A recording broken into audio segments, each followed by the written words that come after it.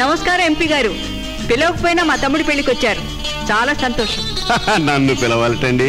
ఆ మాటకొస్తే ఈ రాష్ట్రంలోని ప్రజలంతా నా బిడ్డల్లాంటి వాడు. నన్ను పిలవక్కర్లేదు. ఆ మాటకొస్తే నా నియోజకవర్గంలో ప్రజలంతా నా వాళ్లే, అందరూ నా బిడ్డలకు వాళ్ళే.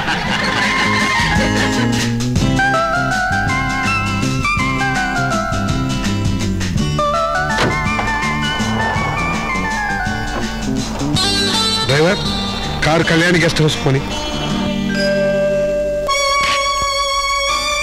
పిలిచారండి అయ్యా? Watchman, hi. వెళ్ళి ఫుల్ బాటిల్ పేరస్ కార్డు పడరా. అలాగేనండి. వచ్చే వేగంగా భోజనం చేసి వచ్చాయి. థ్యాంక్స్ అండి.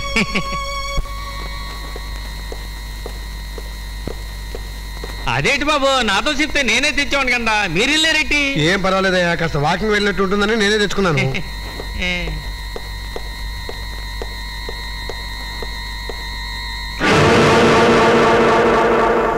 ఏమిటట్టా స్టిల్ ఇస్తున్నావు? ఏమైనా జ్ఞాపకాలు వస్తున్నాయా? మా అమ్మాయితో తిరిగిన పార్కులు, పాడిన డ్యూయెట్లు, కొనిచ్చిన కానుకలు కళ్ళ ముందు మెదులుతున్నాయా? ఒళ్ళు చూపించి పొట్ట పోసుకుని ఈ ఏడాది ఒళ్ళమ్ముకునే నా బ్రతకగలదులే అని ద్రోహం చేశావా? ఐఎమ్ సారీ సరోజా, మా అక్కయ్య మాటకి ఎదురు తిరగలేకపోయాను. కానీ నేను నీకెదురు తిరుగుతున్నాను. ఈ రోజు నుంచి నీ జీవితం నరకం చేస్తాను. అసలు ఏం జరిగింది బేబీ? వీడితో మనకు మాటలేమిటి? కమాన్.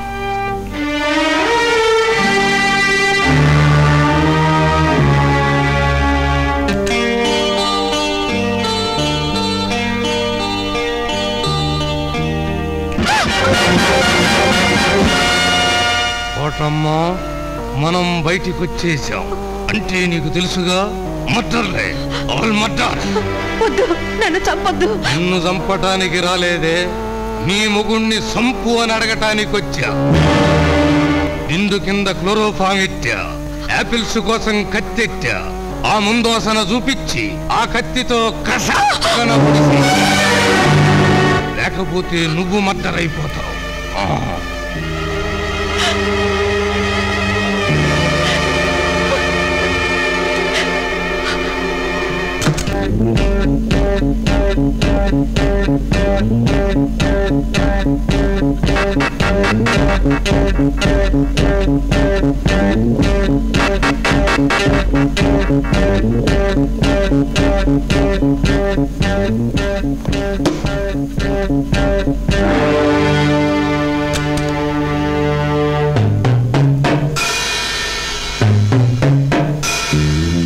కత్తి చాలా పదునుగా ఉంది కదూ?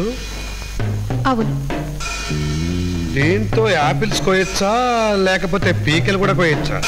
ఏమిటండి మరీ విచిత్రంగా మాట్లాడుతున్నారు? ఎందుకో మనం రాకూడని చోటుకి వచ్చామనిపిస్తోంది. ఏదైనా జరగకూడదు జరిగితే? అలా మాట్లాడకండి, నాకెందుకో భయంగా ఉంది. ఆ కత్తిలా ఇచ్చేయండి. ఎందుకైనా మంచిది, వండని.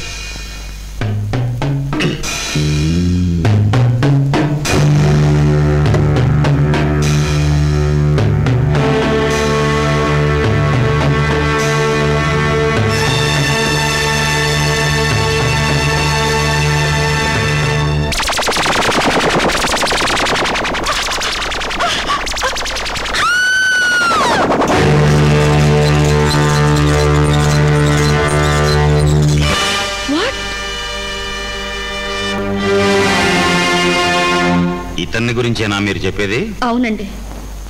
మోహను నేను ప్రేమించుకున్నాం, పెళ్లి కూడా చేసుకుందాం అనుకున్నాం. కానీ వాళ్ళ అక్క బలవంతం మూలంగా మోహన్ కోటమ్మని పెళ్లి చేసుకున్నాడు. హనీమూన్కి వెళ్తూ నన్ను కూడా ఆ గెస్ట్ హౌస్కి రమ్మన్నాడు.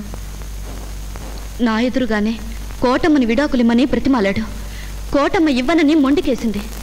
మాట పెరిగి కోపం పట్టలేక మోహన్ ఆమెను కత్తితో పొడిచి చంపేశాడు. ఇదంతా అబద్ధం. నేను ఈ హత్య చేయలేదు. సరోజా, ఎందుకు ఎందుకు లేని పనులని నా మీద కల్పించవుతున్నావు? నేను నీకేం ద్రోహం చేశాను? నేను నీకేం అన్యాయం చేశాను? ఇన్స్పెక్టర్ గారు, ఆ స్టేట్మెంట్ మీరు నమ్మకండి. ఇదంతా కల్పించి చెబుతుంది, ఇదంతా కావాలని చేస్తుంది. ప్రమాణపూర్తిగా చెబుతున్నాను. ఇన్స్పెక్టర్ గారు, నా మాట నమ్మండి. నాకు ఈ హత్యకు ఏ సంబంధం లేదు.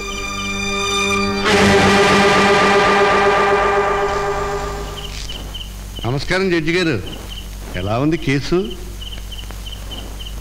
నా కొడుకు తన భార్యను చంపిన నేరానికి మీ విచారణలో కోర్టులో ఉన్నాడు. మీ తమ్ముడు తన భార్యను చంపిన నేరానికి పోలీస్ స్టేషన్లో ఉన్నాడు. నా కొడుక్కి మీరు ఉరిశిక్ష వేస్తే మీ తమ్ముడికి ఉరిశిక్ష వేయాల్సిందే. నా కొడుకుని మీరు విడుదల చేస్తే మీ తమ్ముడు విడుదలయ్యే మార్గం నేను చెప్తాను. That is my politics.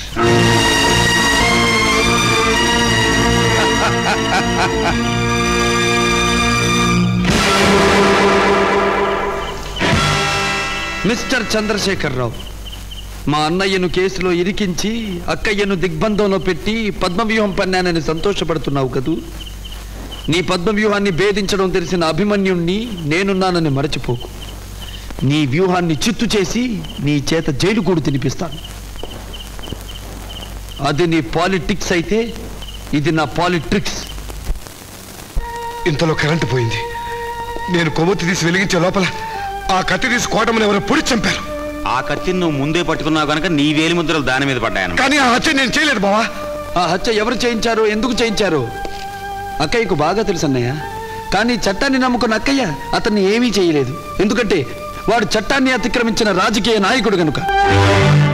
నే చదివిన న్యాయాన్ని, నీ నమ్మిన ధర్మాన్ని, నేను ఆదరిస్తున్న నీతిని పణంగా పెట్టి మోహన్ నీ కేసులోంచి బయటికి తెస్తాను. పొరపాటు. న్యాయం, నీతి, ధర్మం సగటు మనుషుల కోసం రాయబడ్డాయి.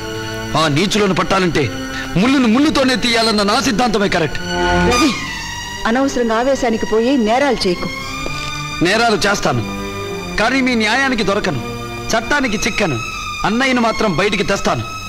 నువ్వు ఆ మార్గంలో నడిచిన రోజున వాణ్ణి బయటికి తీసుకురావటం కాదురా, నువ్వే కోర్టుకు రావాల్సి వస్తుంది. అది చూస్తాను, వస్తాను. ఎలక కూర్చుడు కొడితే చిన్నదా.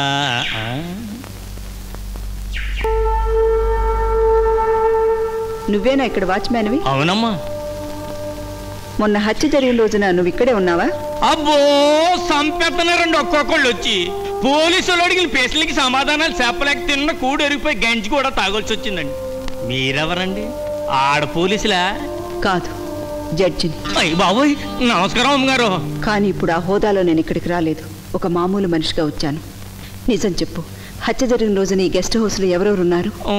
ఊరంటేనండి ఆ చచ్చిపోయిన పిల్ల, ఆవిడ పెనిమిటి, డాన్సులు చేసే మరో అమ్మాయినండి. అంతేనా? ఇంకెవరు రాలేదా? ఊరు అనేదండి. బాగా ఆలోచించి చెప్పు. నువ్వు చెప్పే మాటల మీద ఒక వ్యక్తి జీవితం ఆధారపడి. నిజం అమ్మగారు, ఊరు రానేదండి, మీ మీద ఒట్టు.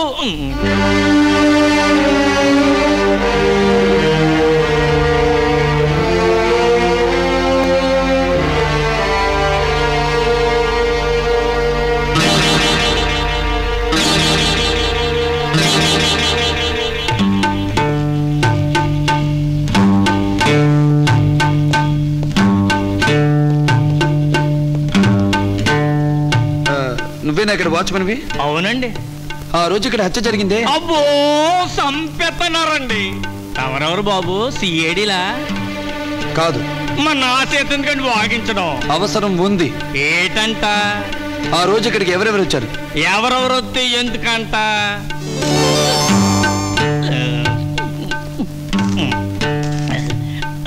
బాబు, వారుగా వచ్చండి, మాట్లాడేసుకుందాం.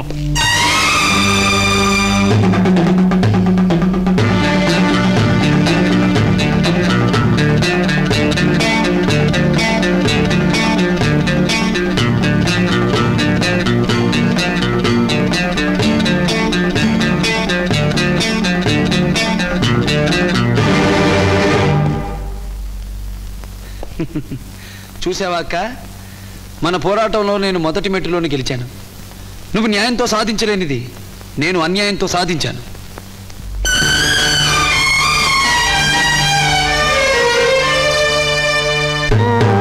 సార్ సార్, ఇన్స్పెక్టర్ వచ్చాడు.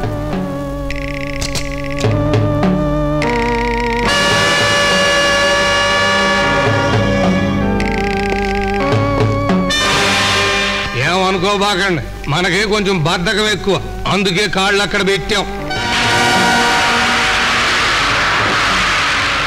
మరేమనుకోకు, నాకు కొంచెం కోపం ఎక్కువ.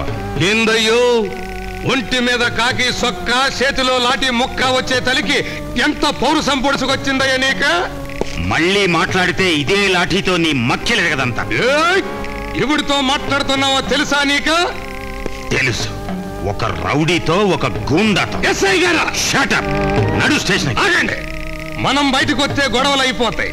మనం అన్నా మద్రవాలా ఎదుటోడన్నా మద్రవాలా all Madras don't talk move. ఆగండి. మన్ని తీసుకెళ్తానికి యమధర్మరాజుకే దమ్ములు సాలక శానాసార్లు నా తలుపు తట్టెళ్ళిపోయాడు. అంత తేలిగ్గా వస్తానా? కారణం చెప్పండి, వారంటూ చూపండి. 11వ తారీఖున జరిగిన కోటమ్మ హత్యతో నీకు సంబంధం ఉంది. ఆ రోజు నువ్వు గెస్ట్ హౌస్ కు వెళ్ళావు. 10 గంటల 5 నిమిషాలకు కోటమ్మతో మాట్లాడావు. ఆ తర్వాత లైట్లు తీయించేసి కోటమ్మను దారుణంగా హత్య చేశావు. ఆ నేరాన్ని మోహన్ మీదకి నెట్టేశావు. ఎంత చక్కగా వెళ్ళావయ్య కథ. సంగమం పత్రిక పంపరు, అది వేసుకుంటారు. పిల్లకాయలు చదువుకుని చప్పట్లు కొట్టుకుంటారు. ఆగండి, అటు వెళ్ళటానికి ఇల్లేదు. ఏం జరుగుతుంది అక్కడ? A B C R. What nonsense you are talking? ఒక పోలీస్ ఆఫీసర్ తో పక్కన వ్యభిచారం జరుగుతోందని చెప్పడానికి ఎంత ధైర్యం నీకు? పిల్ల బయటికి. తప్పండే, కళ్ళు పోతాయి. ప్రకృతి కార్యం. Don't talk rot.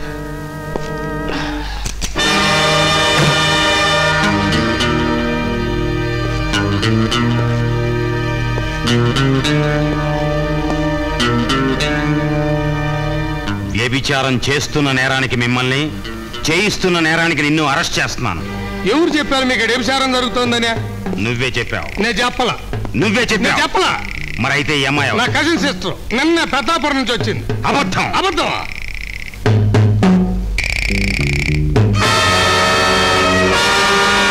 చిరంజీవి సౌభాగ్యవతి పంకజాజ్ అంటే మా కజిన్ సిస్టర్. చిరంజీవి వెంకటేశ్వరరావు అంటే మా బావగారు. వాళ్ళిద్దరికి రాత్రి 7:50 శుభలగ్నంలో వివాహం అయ్యింది. శోభనం గదిలో ఉండగా నువ్వు వాళ్ళిద్దరిని ఎత్తికెళ్ళావని ఎదురుకేసెడతా అయిపోతావు. ఇది ఇన్స్పెక్టర్ గారు, ఆ కోటమ్మ ప్రాణం ఖరీదు 10 రూపాయలు చేయదు. ఎందుకండి దానికోసం ఇంత గొడవ? మీ వదిన గారితో మాట్లాడే ఆ ఎంపీ కొడుకును వదిలేయమని చెప్పండి. అప్పుడు మీ బొమ్మర్ది బయటకు వచ్చేస్తాడు. ఆ తర్వాత మీరు డిఎస్పీ అయిపోతారు. మీ వదిన గారు ఢిల్లీలో జడ్జి అయిపోతుంది. మీ బొమ్మర్దికి బంగారం లాంటి పిల్లని నేనే చూసి పెళ్లి చేస్తా. Happy, all happy.